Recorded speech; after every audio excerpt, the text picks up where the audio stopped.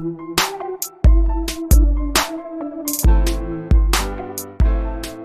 right. What else do we have here? Oh, yeah, Michael Avenatti. Remember Michael Avenatti? Remember he was going to be the Democratic frontrunner for president? Remember that dude? He was the lawyer. You don't remember him at all? Or you just don't remember that he was going to be the frontrunner? He thought he was going to be the frontrunner. Do you not know who he is? Do you know who he is? Michael Avenatti is the lawyer for Stormy Daniels. Okay? The bald dude. So Michael Avenatti, who bizarrely announced that he was probably going to be running for president, and then it was like a week later was hit with all of these allegations of impropriety. Michael Avenatti has been charged with extortion and wire fraud.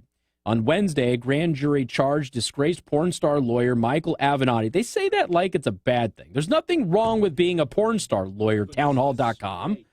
I got to call Katie Pavlich. She's the editor over there.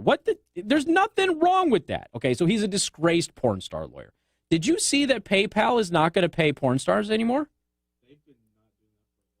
I thought they were talking about it, but they've actually seized monetary funds and they're not doing any payouts now.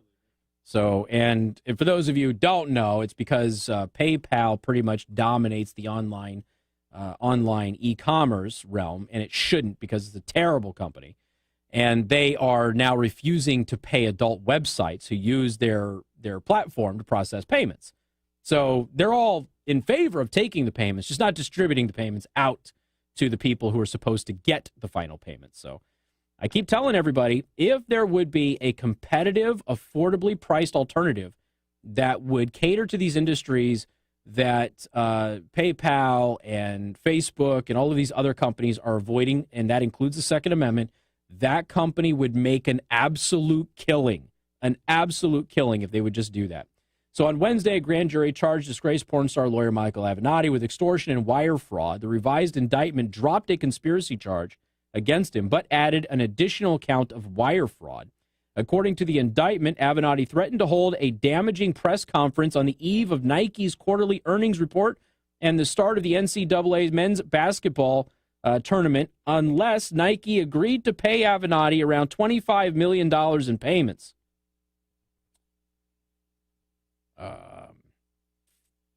That's a lot like what they're accusing President Trump of doing. Little bit. Just a smidgen. So once again, another Democrat is guilty of what they've accused the president of doing. Avenatti said that he was representing a youth basketball coach who had evidence that Nike employees had concealed unauthorized payments to families of top high school basketball players, which, by the way, I don't care about.